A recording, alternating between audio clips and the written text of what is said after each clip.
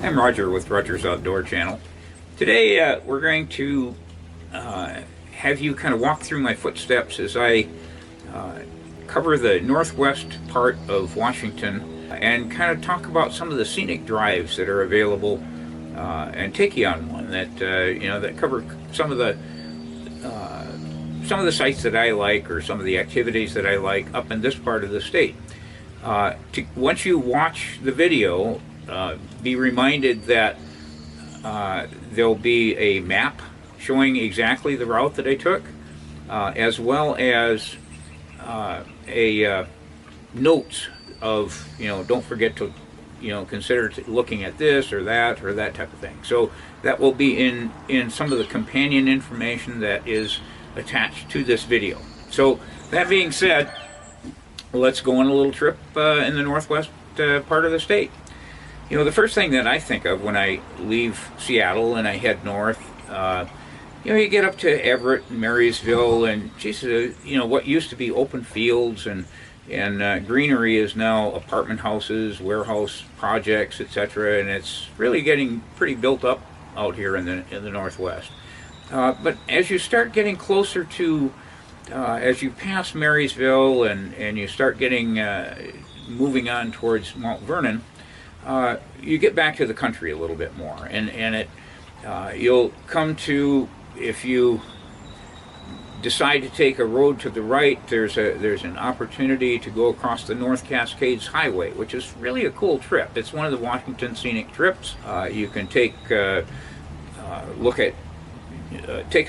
Seattle City Light tour of Diablo Dam, drive all the way across to Winthrop and Twisp, old western towns, etc. We're not going there today, but just kind of mark that on the map as far as, that's something to think about in this part of the state. What I usually do, one of the sites that I like to do, is just before I get to Mount Vernon, there's an exit that says LaConner that you can turn off the freeway and head west, towards this little town that a lot of people retire in. It's a cute little town. It's got a lot of art galleries and just different little restaurants, caters to the tourists. On your way there, you're going to pass fruit stands. You're going to hit kind of the southern tip of the tulip area that Mount Vernon is famous for. And if you go there in either the fall or the spring at certain times, it's a huge migration area for birds. All kinds of waterfowl, everything from swans and snow geese and regular geese and ducks. They learn when the farmers are planting seeds in their fields, and they make that as they time their migration flights with that planting schedule. When you get to we look at some of the galleries, etc., in Mount Vernon, and then I'll usually cut back through some of the tulip fields if they're available, and come back to Mount Vernon, I-5, and go just slightly north of Mount Vernon, and you'll see a little road that'll say one of the first exits past Mount Vernon will be Chuckanut Drive. It's a Washington scenic drive. You can take that to the left. If you turn just slightly sooner than that, you have gone across the Skagit River, and this on the west side of the river, there's a couple of highways that head out to Baker Lake, which you've got everything from natural hot springs to great sockeye fishing. I take my canoe up there from time to time. It's a big, Skagit River is a big time salmon river, and you'll see where there's salmon, there's always eagles, and they have actually boat tours that will take you to see up the river when the salmon are spawning, to see literally hundreds of eagles in the trees feasting on these salmon. But anyway, today we're just going to go past that, turn on Chuckanut Drive. You'll come just a couple miles, you'll come to a little town of Bow. There's a little bakery there that we usually get one of their hot cross buns for the road. They have these mammoth things that they're just kind of fun to do. And then you'll start driving through the along this Chuckanut Drive, and you'll kind of look out in the bay, and you'll see where they raise oysters out in this area. You'll see several different, not several, but a couple different oyster beds, commercial oyster beds out there. And there's a really nice restaurant along the way that kind of features oysters and seafood that we enjoy stopping at from time to time. If you kind of follow this Chuckanut Bay or Chuckanut Drive, to almost Bellingham, you'll get to Bellingham and see Western University.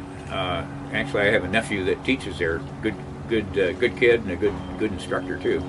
That about the environment is his specialty, and they've got gardens, they've got museums there, etc. But what I like to do when I'm up there is, especially during the summertime, is Bellingham Bay has this big shallow flat that you can actually wade out into, and if you have a little landing net or even a golf club or something like that, you can catch crab, Dungeness crab, that are kind of scurrying across the bottom in front of you, and you're only up a little above your knees as you're doing this to catch the tide right, and that's a lot of fun. So today we're going to drive up to the border. The border's closed because of this COVID thing.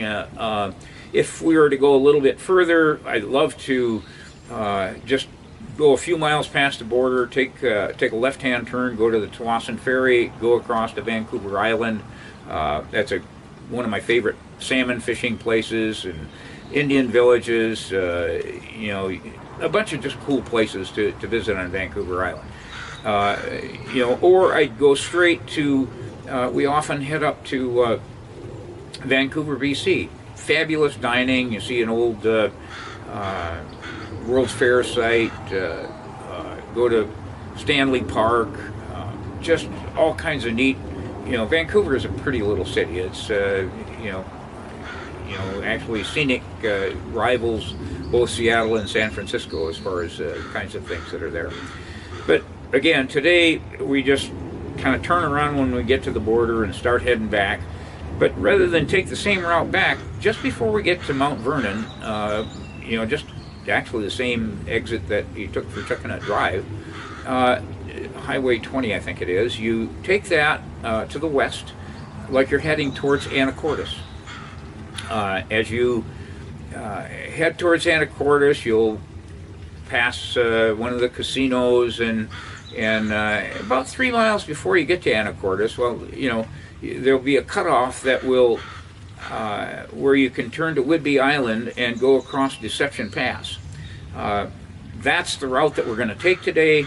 Had we continued on to Anacortes, you can catch ferries out of Anacortes to go up through the San Juan Islands. Again, one of the really cool scenic places to go is take that ferry up into the San Juans if you've got time to get off at Friday Harbor or Orcas Island or something, and just you can drive your car around, and there's plenty of touristy type activities to do up there.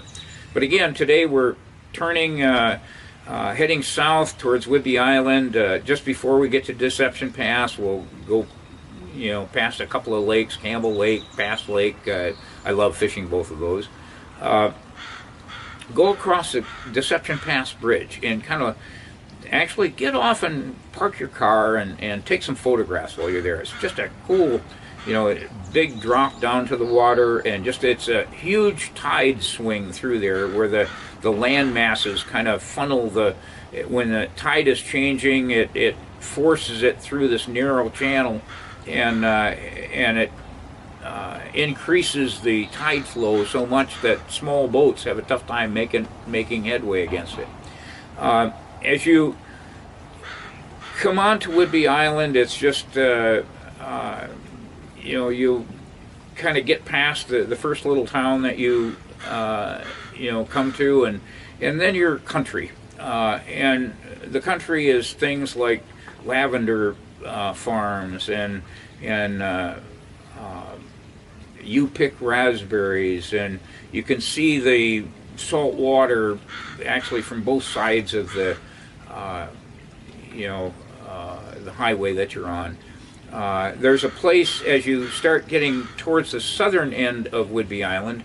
There's a place that you can take a ferry, catch a ferry, and go over to Port Townsend. Fun little, you know, if you want a little variety to your trip home back to Seattle or wherever, you know, take that. But we usually wind up just going past Langley to Clinton, where the ferry is. Take maybe a half-hour ferry boat ride to just kind of collect your thoughts and what did I see today, and you know, and just kind of, wow, wasn't that cool? You know, isn't the scenery great? You know, these scenic tours that you're taking, and the ferry, you know, the ride on the ferry. Take your camera up on top deck as well, because that's a really pretty little ride. It'll drop you off in Mukilteo, and you can go past the Boeing plant and you know, the museums and stuff of you know, where they're building all these planes and that. But get to know Washington a little bit. It's the scenic tours in this part of the state are really cool. They really cater to the tourist. Fun place to do. Again, I've got notes and you know, maps, etc. on the trip that we're talking about today. Take it and enjoy. If you happen to see me driving up the highway, don't forget to wave.